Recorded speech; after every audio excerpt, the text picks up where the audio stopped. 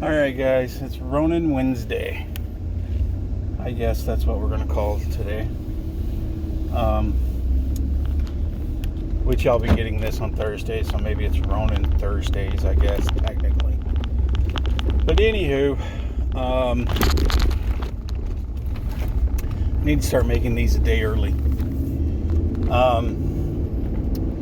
So this is about me today.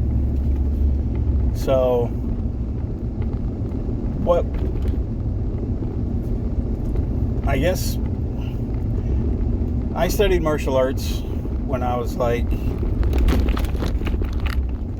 18, 19, and I studied for 3 or 4 years. I've taught for 3 or 4 years, so I mean, I've roughly got about 8 years experience in it. I am no master, I am no special guru in anything. I studied Aikido, and that was mixed with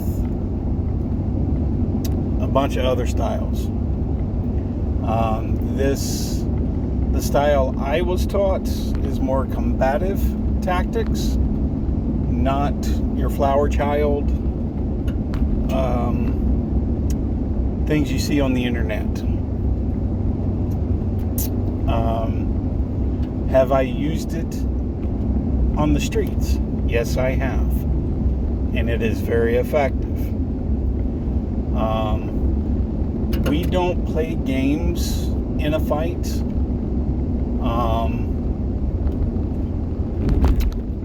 I'm not going to go into specifics. I'm not going to go into details. But I do know Taijutsu is involved in some of this. We know pressure points. We know how to dislocate things. Because our teacher is ex-military. And he learned a lot of this in the military. They dumbed it down for civilian training, but I don't think they dumbed it down enough, because what I know should not be taught to us, in my opinion. Now, is it as lethal as the military? No. But for civilian, it can get me in trouble. So I really have to pay attention when I'm playing around with it.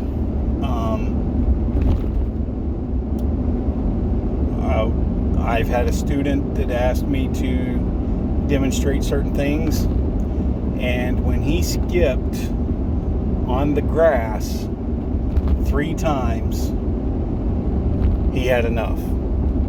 He didn't come back to class because he thought it was all a joke. He thought it was all BS. But when I literally made him skip like a rock in the water 3 times on dry land, he didn't come back. And my wife can contest to it. She was there the day it happened. So I'm not making crap up.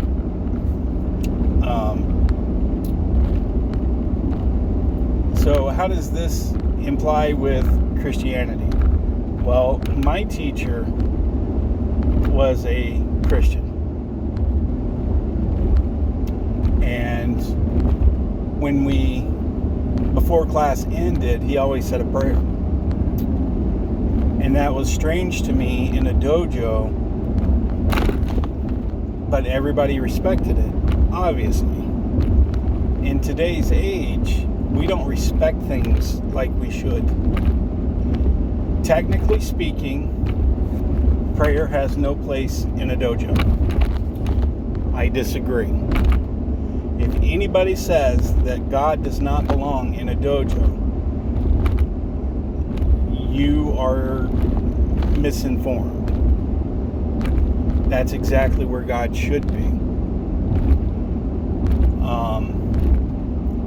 But that's teaching violence. No, it's not teaching violence.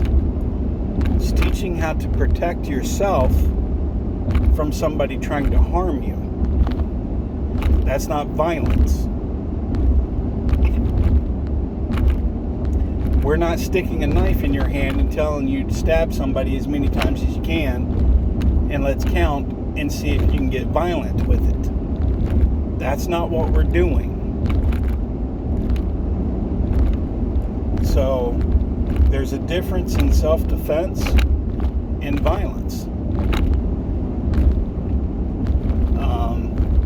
And a lot of people don't understand the difference. And when we had the prayers at the end of class, you'd be surprised how calm we were when we left. Everybody's energy was up. We had the 5-minute meditation,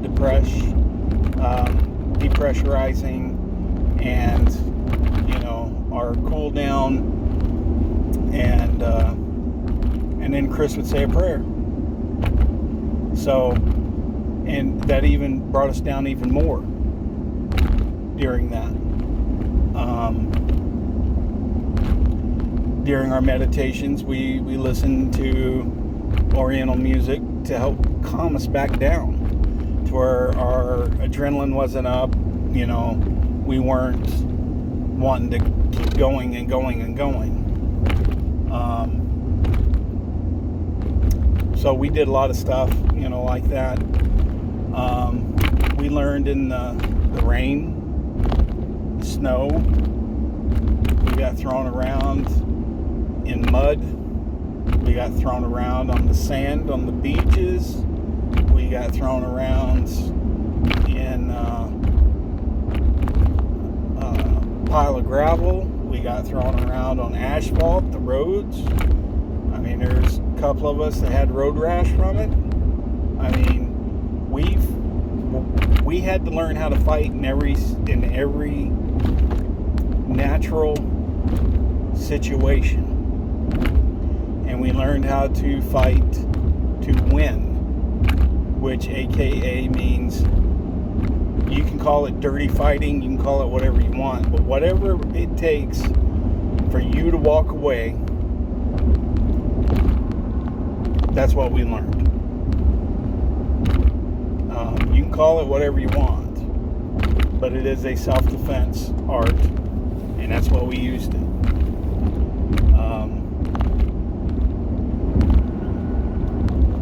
Can you do violence and still be a Christian? I know military men that are very into Christianity, and if they have to take a life, they will, but they will also pray for that soul that they took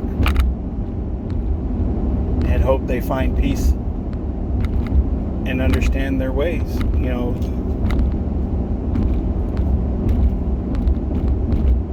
Sometimes that's all you can do. Now, I grew up in a gang-infested neighborhood. I'm pretty sure I've talked about that. And that's what got me into martial arts. I am getting back into that mindset and trying to get back into remembering a lot of things. So,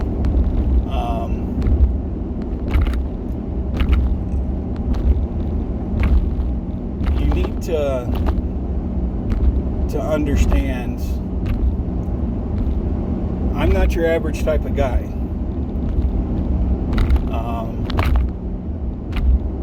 If you walk up and push me, I'm going to hit you. If you walk up and swing at me, I'm going to break something. You mess with my wife, you're not going to be walking around very long afterwards.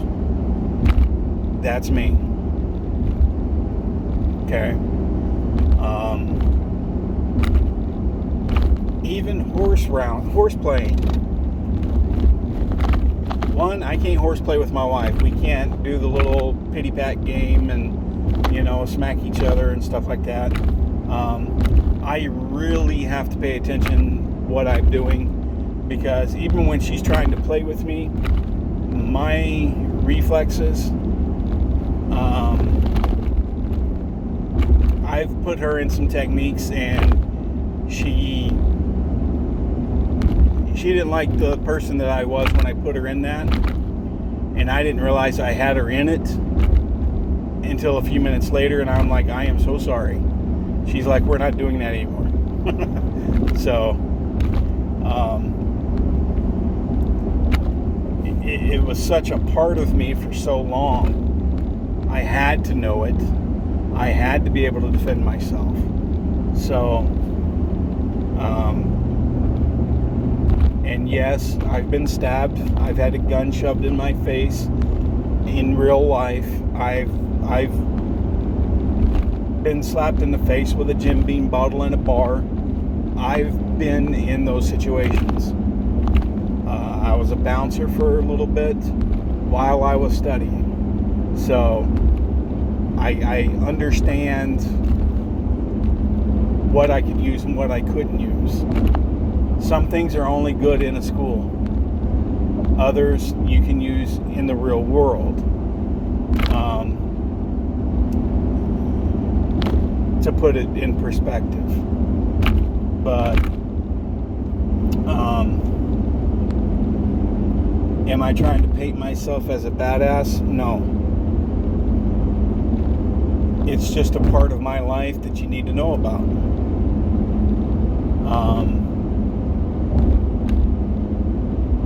I came from a Bergen home. It was just my mom raising 3 kids, doing the best she could. I love her for doing it. That's it, you know.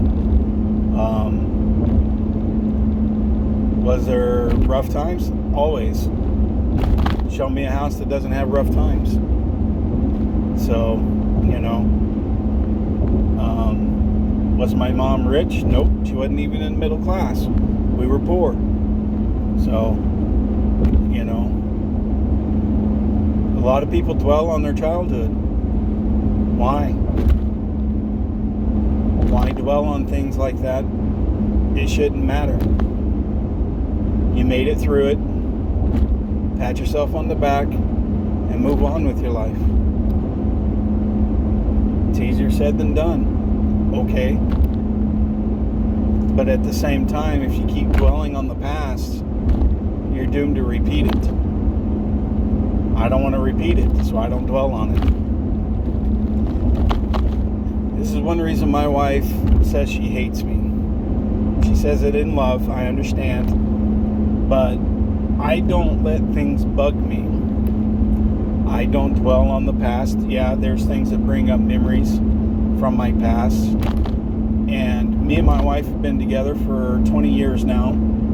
And there's still stuff she doesn't know about me. I told her 2-3 weeks ago about there was a reminder of a memory that came flooding back, and me and her were sitting and talking about it.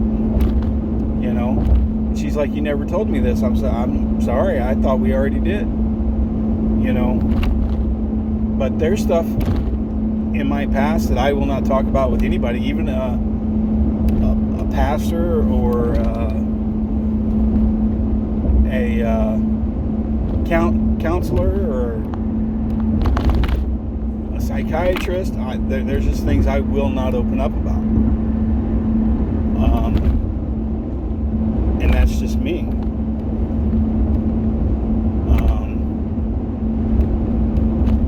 So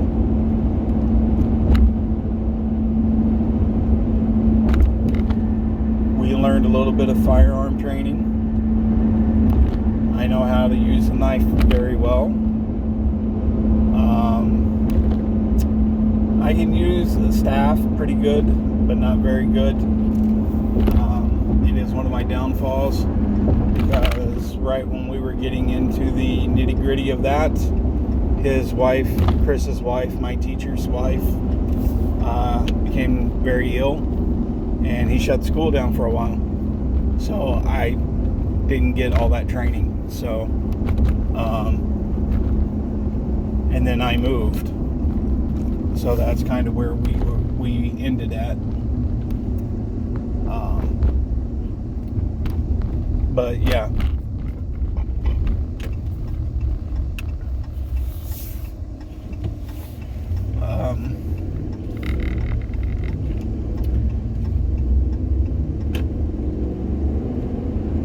But what has got me talking about this is right now we are in a spiritual warfare. If your mind is ready for a fight and your spirit is ready for a fight, your body should be ready for a fight as well. Okay? So this is the warrior mentality.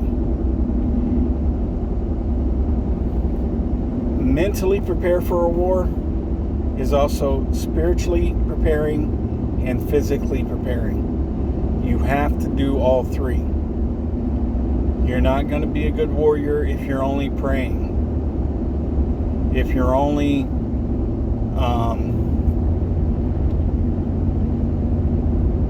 mentally preparing for stuff you don't want to see. You also have to physically be able to be prepared to defend yourself in case anything comes up. Because no matter what warfare happens, people are going to lose their minds at some point, and you're going to have to be able to take care of yourself. This is part of taking care of yourself. You need to learn how to handle yourself physically.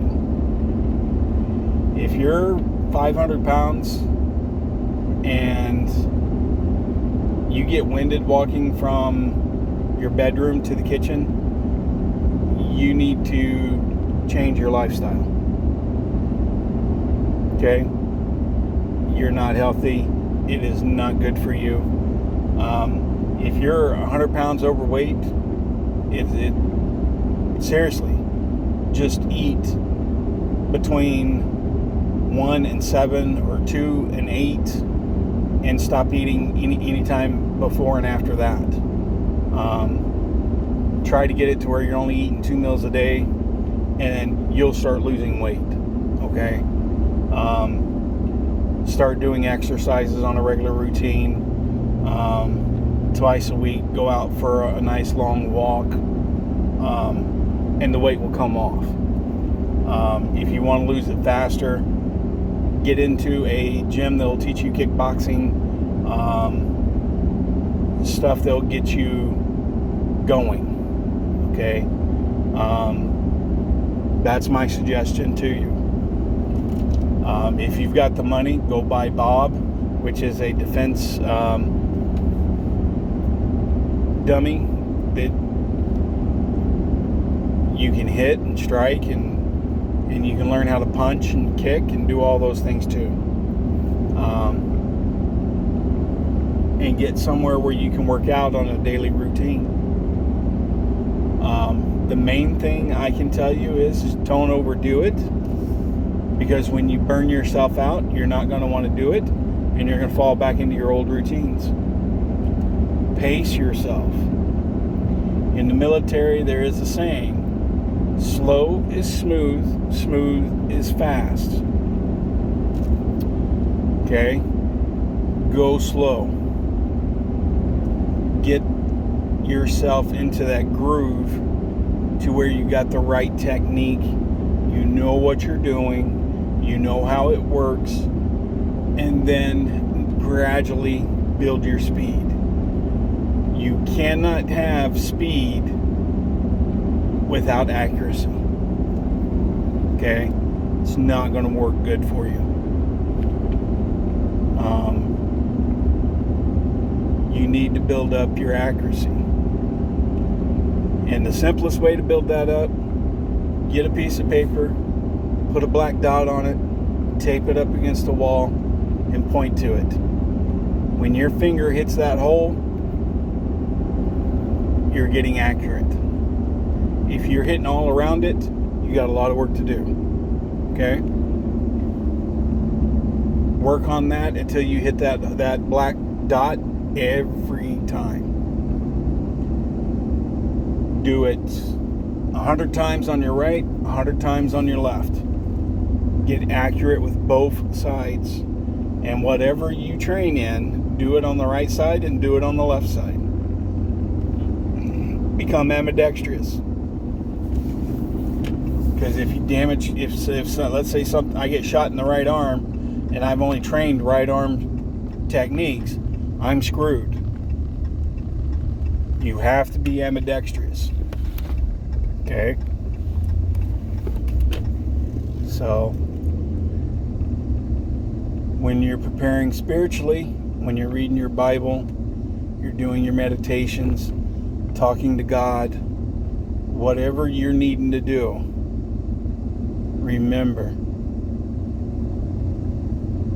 patience, calm, collective, and be patient. Just because something isn't working out at that moment in time doesn't mean you need to freak out. Okay? Patience. It is the hardest thing to learn. And I'm still working on it, and I've been trying to. My wife says I'm more patient than she is, but I've been working on my patience for a long time, because I used to not have any patience. So the last thing we're going to talk about for these last few seconds, respect. I don't care what anybody says. They can cuss you out. They can slap you in the face. Respect them. Okay? Don't hold grudges. The second time they swing at you, put them on the ground. But respect them. You can respect someone